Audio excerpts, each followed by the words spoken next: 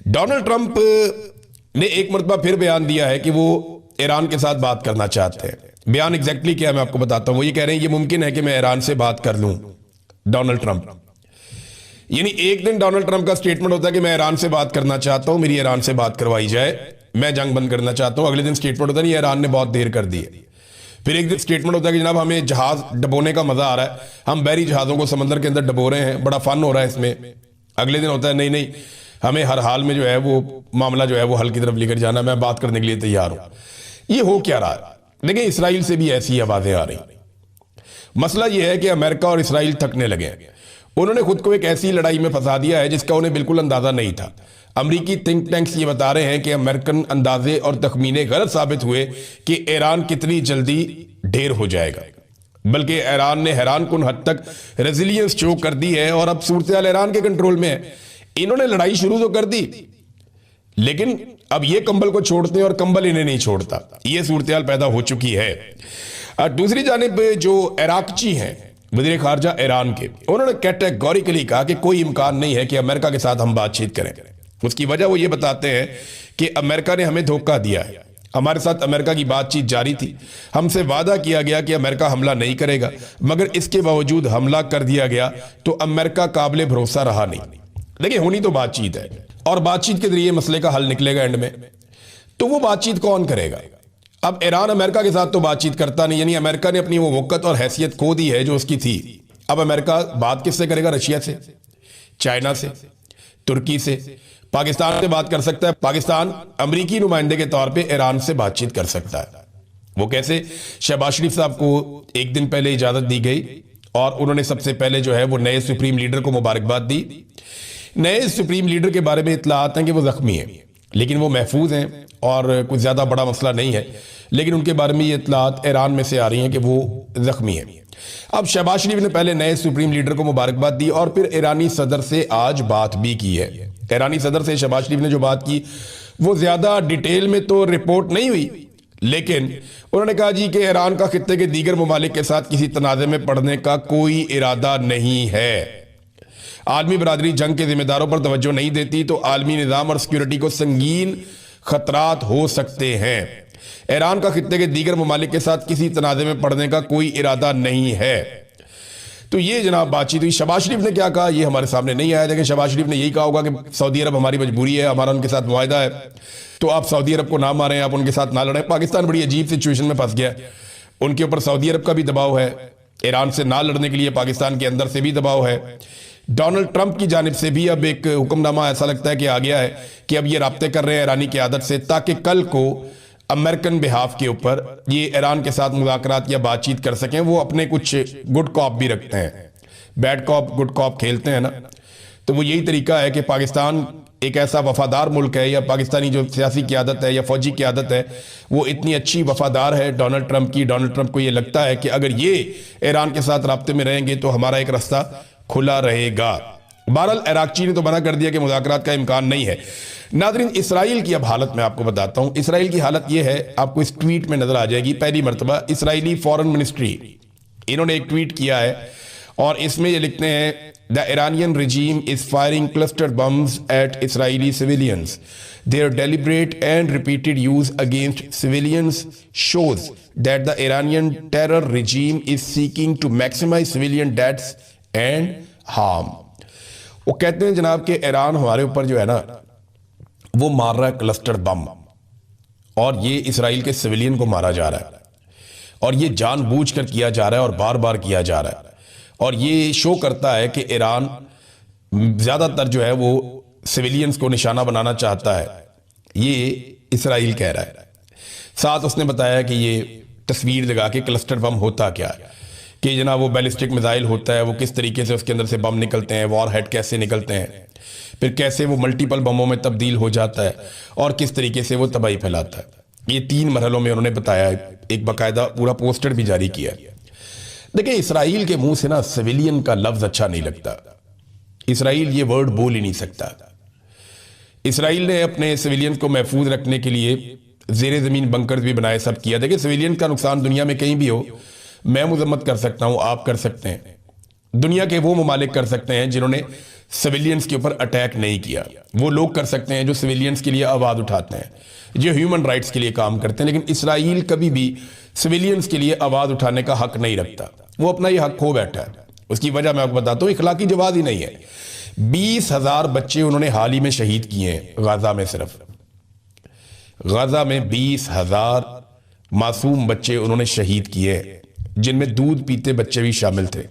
उनकी तस्वीर आप रोज की बुनियाद पर देखते रहे, रोजाना की बुनियाद पे। 33,000 खवातीन उन्होंने शहीद किए गाजा में, यानी 53,000 सिर्फ खवातीन और बच्चे हैं जिन्हें इसराइल ने गाजा में शहीद किया है। इतनी बड़ी तादाद है। वो कैसे कह सकते हैं कि सिविलियन का नुकसान ईरान कर रहा है? उनका बनता नहीं है, वो ये बात कर नहीं सकते। और अब ये हमदर्दी लेने की कोशिश कर रहे हैं दुनिया से, क्योंकि हालात उन्हें आइडिया हो गया है कि उनके कंट्रोल में वैसे नहीं है जैसे उन्हें लगता था कि उनके कंट्रोल में रहेंगे। नाज़रीन, यूरोप तकसीम हो रहा है, ये भी अमेरिका पे एक दबाव की वजह है।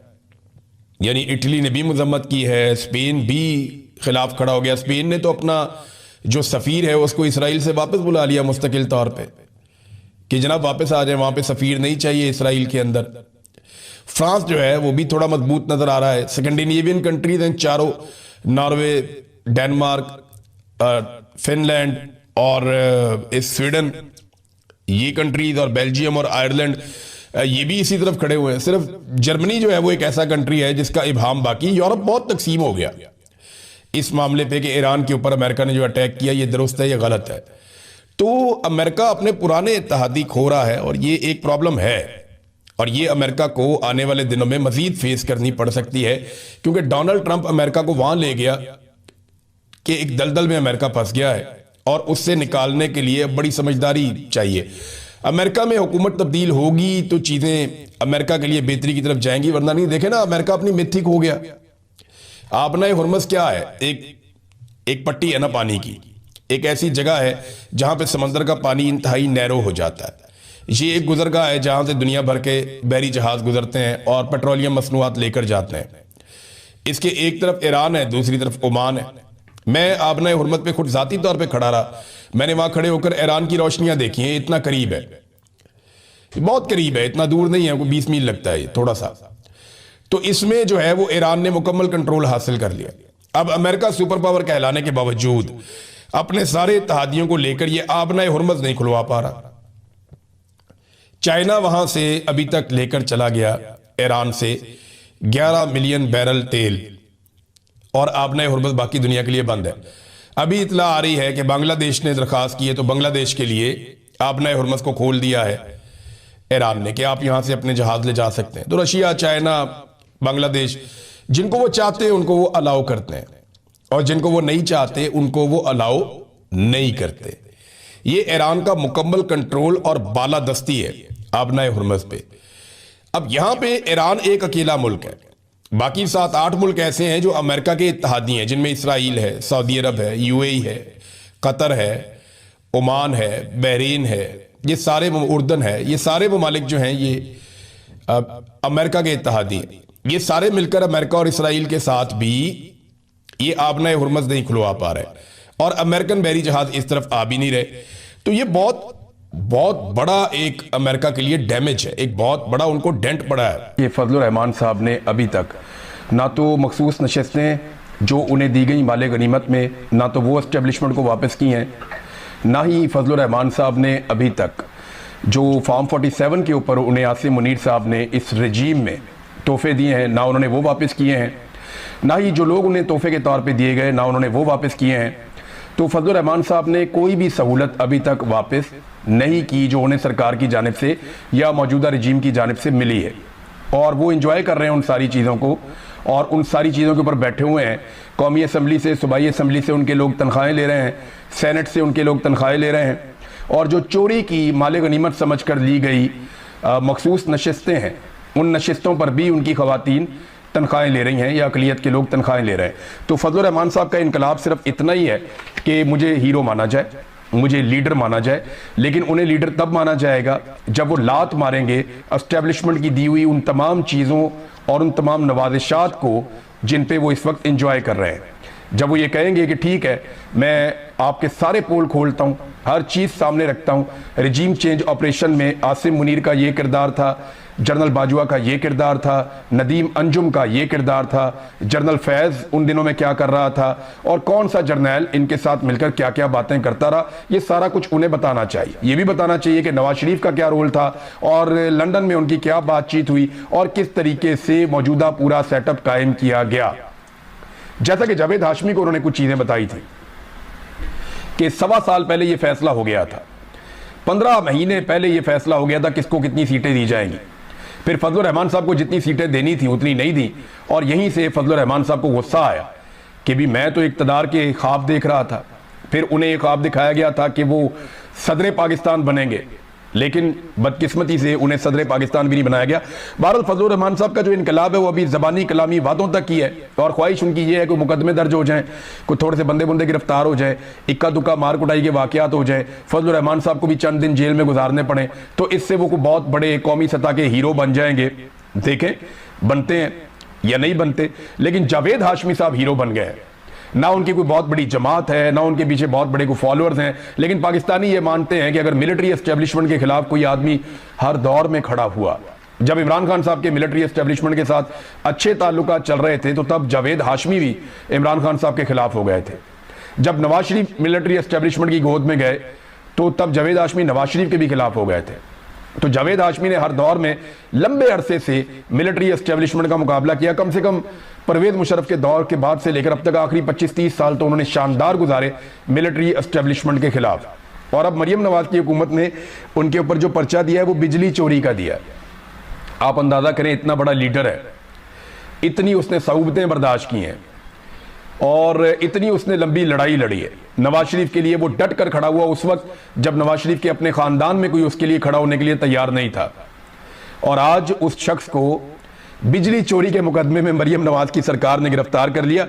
तो ये चीजें तो बताती हैं कि शरीफ खानदान की किस नौयत की सियासत है और किस लेवल के ये लोग हैं। नाज़रीन, नौरीन नियाजी की बातचीत चल रही थी, NCCIA ने उन्हें तलब कर दिया है, यानी FIA का वो विंग जो देखता है इन मामलात को कि कोई सोशल मीडिया के ऊपर या मीडिया के ऊपर किसी ने ऐसी बात की है जो काबिल एतराज़ है, तो वो उसके ऊपर फौरी तौर पे मुकदमा करते हैं, बुलवाते हैं। तो उन्होंने नोटिस जारी कर दिया एंकर को भी और नौरीन नियाजी साहिबा को भी। तो इनका तो मौक़िफ़ होगा बड़ा सादा। देखिए, अब जो चीज़ें सामने आ रही हैं या जो करीबी सोर्सेज है जो क्लेम कर रहे हैं, मेरी उनसे बात नहीं हुई अभी तक नौरीन नियाजी साहिबा से, उम्मीद है एक आधे दिन में मेरी उनसे बात हो जाएगी तो मैं उनसे पूछ पाऊंगा कि एक्चुअली हुआ क्या था।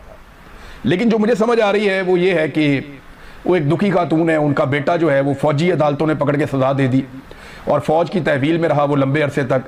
3 साल से उनका बेटा गिरफ्तार है, 3 साल से उनका भाई बेगुनाह गिरफ्तार है, कैद तन्हाई में इन लोगों को रखा हुआ है, निशान इबरत इन्हें बनाया गया है, भाई की आंख ज़ाया हो गई है। और ऐसे माहौल में एक एंकर उनके साथ बैठता है और वो कहती है जी कि जो सोर्सेज बता रहे हैं वो ये कि ये ऑफ द रिकॉर्ड बातचीत हो रही थी, यानी ये इंटरव्यू शुरू होने से पहले की बातचीत है और इसमें उन्होंने कुछ ऐसे जुमले बोले जो एक दुखी औरत बोल सकती है, जिसका दिल दुखा हुआ हो, जिसको तकलीफ हुई, वो तो बदमाएं भी देता है जोलियां उठा के। यानी अगर ऑफ द रिकॉर्ड लोगों की आप बातचीत सुने, जो ऑफ द रिकॉर्ड लोग करते हैं सड़कों पे, लोग इतनी इतनी मोटी गालियां देते हैं एस्टेब्लिशमेंट के किरदारों को, इस हुकूमत को लोग इतनी गंदी गालियां देते हैं कि कानों से धुएं निकल आते हैं। जो बदवाएं लोग देते हैं मौजूदा मिलिट्री एस्टेब्लिशमेंट के जर्नैलों को, कानों से धुएं निकल आते हैं। ऐसी बदवाएं और ऐसी गालियां लोग देते हैं तो वो ऑन एयर नहीं जाती ना, इसलिए किसी के ऊपर मुकदमा नहीं होता। लोग ऑफ द रिकॉर्ड बैठते हैं, 4 दीवारी के अंदर बैठते हैं, बाहर किसी पार्क में बैठते हैं, कोई सड़क पे मिल जाता है तो लोग जोलियां उठा के बदवाएं कर रहे होते हैं। जो लोगों ने हरमैन शरीफैन के अंदर बदवाएं की हैं ना इन लोगों के लिए, पाकिस्तान के मौजूदा रजीम के लिए, चाहे उसमें मिलिट्री एस्टेब्लिशमेंट के जर्नैल हैं, चाहे उसके अंदर कोई सियासतदान है, चाहे वो जालिमों की सहूलत करने वाले सहूलतकार हैं, तो लोगों ने जो खाना काबा और मस्जिद नबवी में बददुआएं दी हैं ना, वो अगर आप ऑन एयर कर दें तो इनके कानों से धुआं निकल आएगा। ये डर जाएंगे कि लोग इनके बारे में क्या सोचते हैं। मैंने तो अपने कानों से सुना है, मैंने तो खुद देखा है, मैं 2 मरतबा गया हूं हरम में और मैंने वहां सुना लोग कैसे इनके लिए बददुआ करते हैं और कैसे इमरान खान के लिए इस वक्त दुआएं मांग रहे हैं लोग। तो ये चीजें ऑन एयर नहीं जाती, जो ऑफ द रिकॉर्ड चीजें होती है वो ऑफ द रिकॉर्ड ही रहती हैं। फिर उन्होंने ये कहा भी था इमरान खान की बहन ने कि इसे पब्लिक ना किया जाए, और ये एक सहाफती उसूल है कि अगर किसी ने आपको कोई इंटरव्यू में बात कर दी है, अव्वल तो वो कहते हैं जी ये इंटरव्यू से पहले की बातचीत है और इसका इंटरव्यू के साथ कोई ताल्लुक नहीं था, ये उनकी एक जाती भड़ास है, गुस्सा है, उस खातून का, मैं यानी ये ओपनली कहता हूं कि किसी भी खातून के भाई को, उसके बेटे को आप निशाने इबरत बनाए तो वो आपकी तारीफ तो नहीं करेगी, तो आपके खिलाफ बात करेगी। अब उस बात में हकीकत कितनी है ये तो एक अलग बात है।